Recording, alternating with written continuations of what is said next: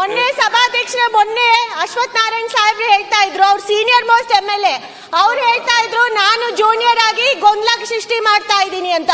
ಇವತ್ತು ಅವ್ರು ಏನ್ ಹೇಳ್ತಾ ಇದ್ದಾರೆ, ಅವ್ರು ಗೊಂದಲ ಸೃಷ್ಟಿ ಮಾಡ್ತಾ ಇದ್ದಾರೆ. ಅವರು ಇಲ್ಲಿ ಸೀನಿಯರ್ MLA, ಅವ್ರು ನಮಗೆಲ್ಲರಿಗೂ ಮಾದರಿ ಆಗ್ಬೇಕು ತಾನೆ? ಯಾಕೆ ಇವತ್ತೇನು ಹೇಳಲಿಕ್ಕಿಲ್ವಾ? ಜಾಸ್ತಿ ಗೊಂದಲ ಯಾಕೆ ಕ್ರಿಯೇಟ್ ಮಾಡ್ತಾ ಇರೋದು?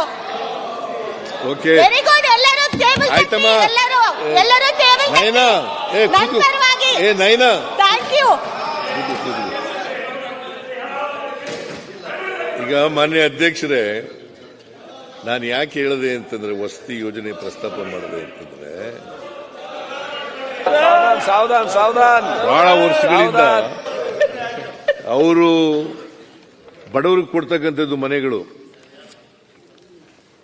ಇವತ್ತಿನವರಿಗೆ ಕೊಟ್ಟಿಲ್ಲ.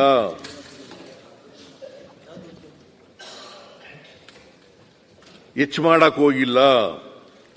ಅದನ್ನ ಪ್ರಸ್ತಾಪ ಮಾಡ್ತಾ ಇದ್ದೀನಿ ಅಷ್ಟೇನೆ. ಇದು ಬಡವರಿಗೆ ಕೊಡತಕ್ಕಂಥ ಮನೆಯಲ್ಲ. ಹೌಸ್ಲೆಸ್ ಪೀಪಲ್, ಸೈಟ್ಲೆಸ್ ಪೀಪಲ್, ಗ್ರಾಮೀಣ ಪ್ರದೇಶದಲ್ಲಿ ಮತ್ತು ಪಟ್ಟಣ ಪ್ರದೇಶದಲ್ಲಿ ಕೊಡ್ತಕ್ಕಂಥ ರೀತಿ ಇದು. ಇದನ್ನ ಮಾಡ್ತೀವಿ.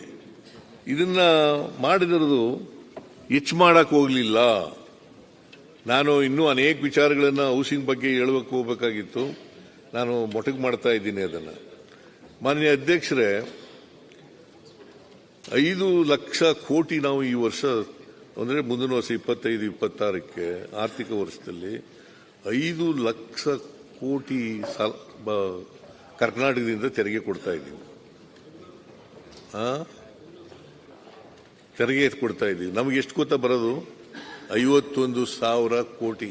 ಅದು ಅಂದಾಜು. ಕಡಿಮೆ ಬರ್ಬೋದು, ಹೆಚ್ಚಾಗಿ ಬರ್ಬೋದು.